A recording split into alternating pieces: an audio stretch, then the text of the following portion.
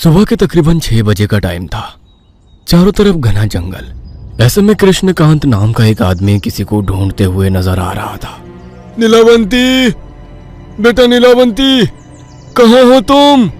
कुछ देर तक इधर उधर ढूंढने के बाद उसने देखा कि उसकी 12 साल की बच्ची नीलावंती कुछ खतरनाक जंगली जानवरों के बीच बैठी है। ये देखकर उसके रोंगटे खड़े हो गए। किसी ने देखा तो भारी मुसीबत हो जाएगी। उसने नीलावंती का हाथ पकड़ा और उसको तेजी से घर ले आया। नीलावंती बचपन से ही इंसानों से बहुत कम बोला करती थी। वह जंगल में जाकर जानवरों से मिलती और उनके साथ ही अपना वक्त बिताया करती थी। धीरे धीरे नीलावंती जवान और खूबसूरत हो गई। गांव में लोग उसको रोजाना जंगल जाते हुए देखते तो उसके बारे में तरह तरह की बातें करने लगते थे, लेकिन उसको इससे कोई फर्क नहीं पड़ता था। एक रात नीलावंती देर रात तक जंगल से वापस नहीं आई। कृष्णकांत को अब चिंता होने लगी। काफी देर बाद जब वो वापस लौटी तो उसके चेहरे पर एक मुस्कान थी और हाथ में एक किताब। कृष्णकांत उस पर भड़क उठा। नीलावंती, तुम इतनी रात रात जंगल में आखिर करती क्या हो? कब तक तुम इसी तरह जंगल में जाकर अपना समय खराब करती रहोगी? बाबा, मैं वहाँ अपना समय बर्बाद नहीं करती। मुझे जानना था कि मैं बाकी लड़कियों से अलग क्यों हूँ, और आज मुझे पता भी चल गया। आगे से मैं जो भी कुछ करूँ, जहाँ भी जाऊँ, आप मुझ पर कोई रोक टोक नहीं करना।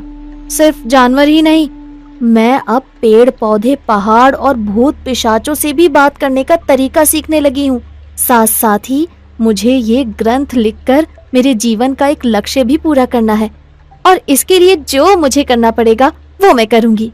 ऐसा कहकर नीलावंती अपने कमरे में जाकर सो गई। इसी गांव में महेंद्र नाम का एक जमींदार भी रहता था। अभी रात अपने दूसरे पहर पर थी।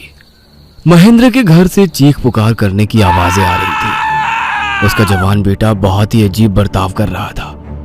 वह हाथ में चाकू लिए खुद को नुकसान पहुंचा रहा था। उसकी आंखें लाल और सुर्ख थी और मुंह से औरत की भयानक आवाजें निकल रही थी। मैं इसको नहीं छोड़ूंगी, अपने साथ लेकर जाऊंगी। ये कहकर उसने महेंद्र के हाथ पर चाकू चला डाला। जल्दी से किसी ओझा बाबा को बुलाओ, इस पर किसी का साया है। जमीन पर बैठकर वो अपने ही पैर का मांस काट कर खाने लगा। ये देख सभी का दिल दहल उठा। ये चीख पुकार सुनकर नीलावंती ने अपनी किताब उठाई और बिना कुछ कहे उसके घर पहुंच गई। आप कुछ देर के लिए मुझे और इसे अकेला छोड़ दीजिए। उसके बोलने पर सभी कमरे से बाहर आ निकले। नीलावंती ने अंदर से कुंडी लगाई। तू बचाएगी इसको, ये देख। उसने चाकू अपने पेट में मारना चाहा, लेकिन नीलावंती ने जैसे ही किताब खोलकर मंत्र पढ़ना शुरू किया, चाकू उसके हाथ से छूट गया। वो अपने कानों पर हाथ रखे चीख पुकार करने लगी। बाहर खड़े सभी लोग उसकी चीख पुकार सुनकर डर रहे थे। कुछ देर बाद सब कुछ शांत हो गया। नीलावंती ने दरवाजा खोला तो वो जमीन पर बेहोश पड़ा था। थोड़ी देर में ये होश में आ जाएगा, डरने की कोई जरूरत नहीं है। इस घटना के बाद से नीलावंती गांव में और मशहूर हो गई। कुछ दिनों के बाद गांव में एक तांत्रिका आई। वो गांव के चौराहे पर बैठकर खूब मंत्रो जाप किया करती थी। थोड़ी बहुत लोगों की मदद भी किया करती थी। एक रात उसने गांव के सरपंच को अपने पास बुलाया। सरपंच वहां पहुंचा तो वो अपनी आंखें बंद किए ध्यान मग्न थी। इस गांव पर बहुत बड़ा खतरा मंडरा रहा है। धीरे धीरे वो इस गांव को खत्म कर देगी। ये आप किसकी बात कर रही हैं? कौन खत्म कर देगी? वही स्त्री जो रात के अंधेरे में रोजाना जंगल जाती है और वहाँ क्या करती है, ये आज तक किसी को पता नहीं चल पाया। वो तो नीलावंती बिटिया है, लेकिन वो इस गांव को कैसे खत्म कर देगी? वो तो हमेशा गांव के लोगों को मुसीबत से बचाती आई है। सब चाल है उसकी। पहले उसने सब पर अपना भरोसा बनाया है, अब धीरे धीरे अपनी शक्तियां बढ़ाने के लिए गांव के बच्चों की बलि देना शुरू करेगी। यह सुनकर किसी को उसकी बात पर भरोसा नहीं हुआ, लेकिन फिर भी उसने गांव वालों के दिल में शक पैदा करना जारी रखा। एक शाम कुछ बच्चे खेलते खेलते जंगल की तरफ चले गए। उन्होंने देखा कि कुछ ही दूरी पर नीलावंती जा रही थी। अरे वो देखो, नीलावंती दीदी, चलो सब उनके पास चलते हैं। नहीं नहीं, हम नहीं जाने वाले, रात बहुत हो गई है, तुझे जाना है तो जा। बाकी सभी बच्चे रिंकू को जंगल में छोड़कर चले गए। रिंकू उस रास्ते पर चल दिया जिस पर उसको नीलावंती गुजरती नजर आई थी। नीलावंती दीदी, आप कहाँ हो? उसने देर ना करते हुए रिंकू का हाथ पकड़ लिया और तेज धार नाखून उसकी आंखों में दे मारा। रिंकू की चीख जंगल में गूंज कर रह गई। जब गांव के सभी बच्चे अपने अपने घरों को लौट चुके थे तो रिंकू के पापा राजू ने बाकी बच्चों से पूछा, चाचा, हमने रिंकू को नीलावंती दीदी के पीछे जंगल में जाते देखा था। उसके बाद हम उसको वहीं छोड़कर घर आ गए थे। यह सुनकर राजू बेहद डर गया। उसने गांव के कुछ आदमियों को अपने साथ लिया और रिंकू की तलाश में निकल गया। जंगल में जब उसको रिंकू की लाश बेहद ही खराब हालत में मिली तो उसके ऊपर मानो दुखों का पहाड़ टूट पड़ा। रिंकू बिटवा, रिंकू बिटवा। कुछ देर बाद कृष्णकांत के घर के बाहर राजू कुछ आदमियों को लेकर पहुंच गया। कृष्णकांत, अरे वो कृष्णकांत, कहिए क्या बात है? मेरा बेटा अपने दोस्तों के साथ जंगल में खेलने के लिए गया था। वहां से वो तेरी बेटी नीलावंती के पीछे चला गया और अब हमें जंगल में उसकी लाश मिली है। ये सुनकर कृष्णकांत बेहद डर गया। इसी बीच नीलावंती भी वापस आ चुकी थी। उसने घर के बाहर लोगों को जमा देखा तो वो भी हैरान रह गई। बता, तूने मेरे बेटे रिंकू को क्यों मारा? आप ये क्या कह रहे हैं? वो तेरे पीछे जंगल में गया था। मुझे उसके बारे में नहीं पता। मैं तो जंगल में अकेली थी। तूने ही मेरे बेटे को खत्म किया है, चुड़ैल। काफी देर तक उनमें बहस होती रही, लेकिन नीलावंती के खिलाफ कोई पक्का सबूत नहीं था। इसलिए गांव के लोग राजू को वहां से अपने साथ ले गए। अब तांत्रिका ने गांव के लोगों को खूब भड़काना शुरू कर दिया और गांव वालों पर भी उसकी बातों का असर होते हुए दिखाई दे रहा था। नीलावंती ने अभी भी जंगल जाना और किताब लिखना नहीं छोड़ा।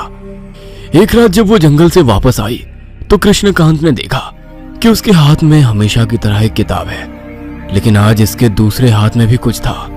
उसने उस चीज को अलमारी में रखा तो उसकी चमक से घर जगमगा उठा। यह एक नीले रंग का हीरा था। अरे, इतना महंगा हीरा!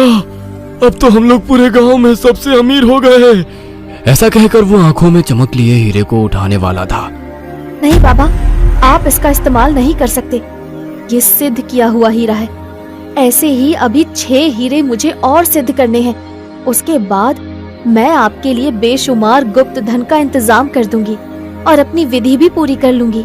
तब तक आप इन हीरों पर किसी तरह की नजर नहीं रखना। कृष्णकांत को ये बात बहुत बुरी लग गई।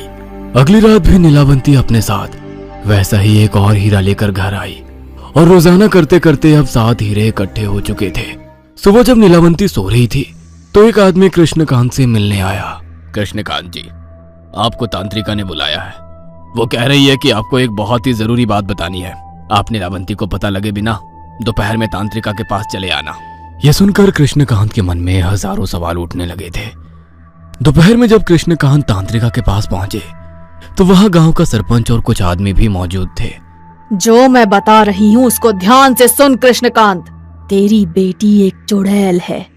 गांव से रोजाना गायब होते बच्चे इस बात का सबूत हैं। नहीं, मेरी बेटी डायन नहीं है। वो बस मेरे लिए गुप्त धन प्राप्त करने के लिए सिद्धि कर रही है। वो ऐसा कुछ नहीं करने वाली। अगर वो तुझे अमीर बनाना चाहती तो उन 7 हीरों में से एक भी उसने तुझे क्यों नहीं दिया? और उस ग्रंथ में वो क्या लिखती है आज तक तुझे क्यों नहीं बताती? इस बात को सुनकर कृष्णकांत से कोई जवाब नहीं बना। आज रात जब वो जंगल जाएगी तो हम सब उसका पीछा करेंगे। तब मैं उसको उसके असली रूप में लेकर आऊंगी और हमें ये भी पता चल जाएगा कि वो जंगल में आखिर करती क्या है, उस ग्रंथ में वो क्या लिखती है। रात को नीलावंती ने वो 7 हीरे और किताब अपने हाथ में ली और जंगल को चली गई। अब उसके पीछे पीछे तांत्रिका, कृष्णकांत और गांव का सरपंच भी उसके पीछे हो लिया। नीलावंती ने 7 हीरो को एक गोल आकार में जमीन पर रखा और उसके अंदर बैठकर ग्रंथ खोलकर मंत्र पढ़ने लगी। बाकी सभी छिपकर ये सब देख रहे थे। मौसम थोड़ा बिगड़ने लगा था। हवाएं तेज तेज चलने लगी थी। तभी नीलावंती के ठीक सामने उस गोल घेरे के बीचों बीच जमीन चटकने लगी और एक सोने के जेवरों से भरी मटकी ऊपर निकल आई। अरे वाह, इतना सारा खजाना! यह देखकर छिपे हुए सभी लोग सामने आ गए। कृष्णकांत ने जैसे ही मटकी को छूना चाहा, उसको एक तेज झटका लगा और फिर तांत्रिका ने जैसे ही नीलावंती ग्रंथ को चुराना चाहा, उसको भी तेज झटका लगा। आह! ये देखकर नीलावंती को बहुत बुरा लगा। ये क्या बाबा, आपने मेरा पीछा किया, और वो भी इन लोगों के साथ? बेटा, ये खजाना मुझे दे दे, बस मुझे। ये तो मैं आपको देने ही वाली थी बाबा। मैं अपने हाथों से तुम्हें इसको देती, तभी आप इसे इस्तेमाल कर सकते थे, लेकिन आपके लालच ने सारा खेल खराब कर दिया। नहीं, तू एक चुड़ैल है। अब तेरी असलियत सबके सामने आ रही है तो बहाने बना रही है। क्या कहा तूने? ऐसा कहते ही नीलावंती की आंखों से तेज रोशनी निकली और तांत्रिका को चोट आ गई। तू मेरे इस ग्रंथ को हासिल करना चाहती थी, इसीलिए तूने मेरे प्रति छाया बनाकर उसके जरिए गांव के बच्चों की जानें ली, जिससे कि सब मुझे चुड़ैल समझने लगे। यह सुनकर अब सभी हैरान रह गए और तांत्रिका को घूरने लगे। आप लोगों को बहुत उत्सुकता थी ना मेरे बारे में जानने की, तो आज मैं अपनी असलियत सबके सामने खुद बयां करने जा रही हूँ। मैं एक यक्षिणी हूँ। यक्षिणी यक्षलोक में पैदा होती है, लेकिन हजारों साल में एक ऐसी यक्षिणी होती है जो इंसानों की दुनिया में पैदा होती है। उसके अंदर जानवर, पेड़ पौधे और पहाड़ों तक से बातचीत करने की शक्तियाँ होती हैं। इस तरह वो जानवरों से और पेड़ पौधों से बातचीत करके हर मर्ज की दवा बनाना, हर तरह के जादू का काट करना, हर लोक के दरवाजों को खोलना और कई तरह की विधियां सीखकर उनको एक ग्रंथ के अंदर लिखती है। इसी बीच 7 दिव्य हीरो को हासिल कर जब ग्रंथ पूरा हो जाता है तो वो उस ग्रंथ को दुनिया की भलाई के लिए इसी दुनिया में छोड़कर उन 7 हीरो के जरिए यक्ष लोक का दरवाजा खोल अपने लोक वापस चली जाती है। ये सुनकर सभी उसको हैरानी से देखने लगे। आपकी वजह से मैं इस दुनिया में आई थी बाबा, इसीलिए सोने का कलश मैं आपके हवाले करके यहाँ से अपने लोक में वापस जाने वाली थी, लेकिन आप सबने मेरे साथ अच्छा नहीं किया। अब आप सबका लालच आपकी मौत की वजह बनेगा, और ये ग्रंथ, इसका इस्तेमाल भी अब कोई नहीं कर पाएगा। मैं इस ग्रंथ को शापित करती हूँ। अगर कोई इंसान इस ग्रंथ को पढ़कर अधूरा छोड़ देगा तो वो पागल हो जाएगा, और अगर किसी ने लालच की भावना में आकर इसको पूरा पढ़ लिया तो उसकी मौत हो जाएगी। अगर कोई निस्वार्थ भाव से इसको पढ़ेगा तभी वो इसका फायदा उठा पाएगा। ऐसा कहकर उसने ग्रंथ जमीन पर फेंक दिया। गोल घेरे के बीच अब एक दरवाजा सा बन चुका था, लेकिन उसके अंदर जाने से पहले नीलावंती को एक और काम करना था। पिशाच देवाय प्रकटम, पिशाच देवाय प्रकटम, पिशाच देवाय प्रकटम। उसके इतना कहने पर एक बहुत ही भयानक पिशाच वहां आ पहुंचा। उसने एक एक करके कृष्णकांत, तांत्रिका और बाकी सभी लोगों को मार गिराया और उसके बाद वहां से गायब हो गए।